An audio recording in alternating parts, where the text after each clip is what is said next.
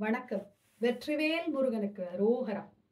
இன்று கந்த சஷ்டியோடைய முதல் தினம். கந்த சஷ்டி உருவான கதை கேட்போமா? ஆசிரியர் டி நகர் சிவா பாகவதர். படைக்கும் கடவுளான பிரம்மாவிற்கு தட்சகன், காசிபன் என்ற இரு புதல்வர்கள் உண்டு. இவர்களுள் தட்சகன் சிவனை நோக்கி தவம் புரிந்து பல வரங்களை பெற்று சிவபிரானுக்கே மாமனாராகிய அகந்தை காரணமாகிய இறுதியில் சிவனால் உருவாக்கப்பட்ட வீரபத்ரனால் கொல்லப்பட்டான். அடுத்து காசிபனும் கடும் தவம் புரிந்து சிவனிடம் பல வரங்களை பெற்றான். ஒரு நாள் அசுரகுரு சுக்கிரனால் ஏவப்பட்ட மாயை எனும் பெண்ணின் அழகில் மயங்கி தான் பெற்ற தவ வலிமையை இழந்தான். இதைத் தொடர்ந்து காசிபனும் மாயை எனும் அசுர பெண்ணும் இணைந்ததால் சூரபத்மன், சிங்கமுகன், யானை முகமுடைய தாரகன், ஆட்டுத்தலையுடைய அஜமுகி எனும் அசுர பெண்ணும் பிறந்தனர். மாயை காரணமாக தோன்றிய இந்த 4 பேரும் ஆணவ மிகுதியால் மிதந்தனர். காசிபர் தன் பிள்ளைகளிடம் சிவபெருமானை நோக்கி தவம் செய்து வேண்டிய வரங்களை பெற்று வாழுங்கள் என்று உபதேசம் செய்தார். இவர்கள் கடும் தவம் இருந்து சிவபெருமானிடம் பல வரங்களை பெற்றனர்.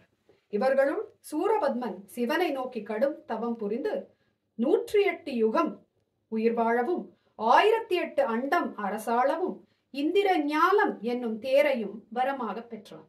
மேலும் தனக்கு சாகா வரம் வேண்டும் என சூரபத்மன் சிவனிடம் கேட்க, பிறந்தவன் மடிந்தே தீர வேண்டும் என்ற சிவன் எந்த வகையில் அழிவு வர வேண்டும் என கேட்டார். சூரபத்மன் ஒரு பெண்ணின் வயிற்றில் பிறக்காத பிள்ளையால் தான் தனக்கு அழிவு வர வேண்டும் என கேட்டான். இந்த வரத்தை பெற்ற சூரபத்மனும் அவனுடன் பிறந்தவர்களும் தம்மை போல் பலரை உருவாக்கி இந்திரன் முதலான 30 முக்கோடி தேவர்களையும் சிறையில் அடைத்தனர். இந்த கொடுமையை தாங்க முடியாத தேவர்கள் கைலாயம் சென்று சிவபெருமானிடம் சூரபத்மனிடமிருந்து தங்களை காக்கும்படி முறையிட்டனர். நடராஜனும் அவர்களை காப்பாற்றும் நோக்குடன் பார்வதியின் தொடர்பின்றி தனது 6 நெற்றிக் கண்களை திறக்க அவற்றிலிருந்து தோன்றிய 6 தீப்பொறிகளையும் வாயு பகவான் ஏந்தி சென்று சரவண பொய்கையில் மலர்ந்திருந்த தாமரை மலர்கள் மீது சேர்த்தான். அந்த தீப்பொறிகள் 6ம் 6 குழந்தைகளாக தோன்றின. 6 கார்த்திகை பெண்கள் 6வரையும் பாலூட்டி சீராட்டி வளர்த்தனர். அந்த 6 குழந்தைகளையும் பார்வதி கட்டி அணைக்க அவர்கள் ஒரே மேனியாக வடிவம் கொண்டு 6 முகங்களும் 2 கரங்களும் கொண்ட முருகப்பெருமானாக தோன்றினர். திருக்கரத்தில் வேலேந்தி கொண்டு முருகப்பெருமான், இந்திராதி தேவர்களே, நீங்கள் அசுரர்களுக்கு சிறிதும் அஞ்ச தேவையில்லை. உங்கள் குறைகளை சீக்கிரமே போக்கி அருள்வது என் வேலை என்றார். அசுரர்களை அழிக்க நினைத்த முருகன் முதலில் சிங்கமுகன், தாரகாசுரன், அவன் மகன் என எல்லா சேனைகளையும் 5 நாட்களில் அழித்தார். 6ஆம் நாள் எஞ்சியவன் சூரபத்மன் தான். தனது சேனை தலைவரான வீரபாகுவை சூரபத்மனிடம் தூது அனுப்பி அவனை திருந்தும்படி எச்சரித்தார். ஆனால் சூரபத்மன், பாலகன் முருகனா எனக்கு எதிரி, யார் வந்தாலும் இந்திராதி தேவர்களை காக்க யாராலும் முடியாது என்று வீராவேசமாக கூறினான். உடனே பிரம்மா, விஷ்ணு, சிவன் ஆகிய மும்மூர்த்திகளும் முருகப்பெருமானை சூரனுடன் போர் புரிய அனுப்பினர். சூரனோ கடலின் நடுவில் வீரமகேந்திரபுரி என்ற பட்டணத்தை எழுப்பி அங்கே வசித்து வந்தான். உலகை ஆள வந்த சுப்பிரமணியன் அந்த நகரை அடைந்தார். சூரன் அவனை பார்த்து ஏளனம் செய்தான். நம் குகன் அசருவாரா? அசரவில்லை. முருகனை கொல்ல வேண்டும் என்ற எண்ணம் சூரனுக்கு வரவில்லை.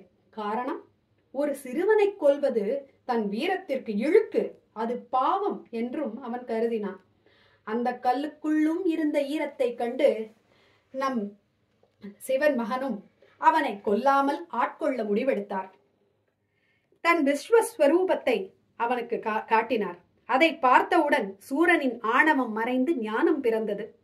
முருகா, ஸ்கந்தா, கதிர்வேலா, கார்த்திகேயா, என் ஆணவம் மறைந்தது.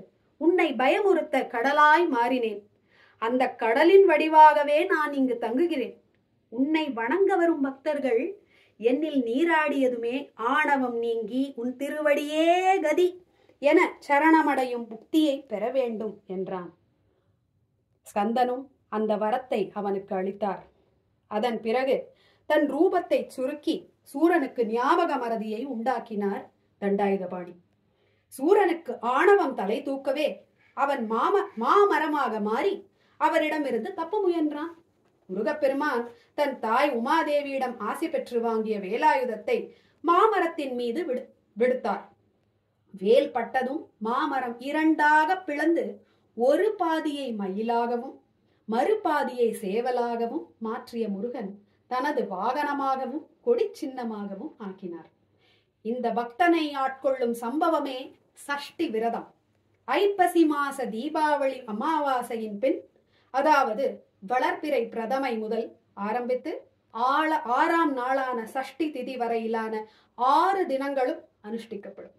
கந்த சஷ்டி விரதத்தை முறையாக அனுஷ்டிப்போருக்கு இச்சாசக்தி, கிரியாசக்தி, ஞான சக்தி ஆகிய 3 சக்திகளுக்கும் தலைவரான முருகப்பெருமானது அருள், பேரருள் கண்டிப்பாக கிட்டும் என்பதில் சிறிதளவும் ஐயமில்லை.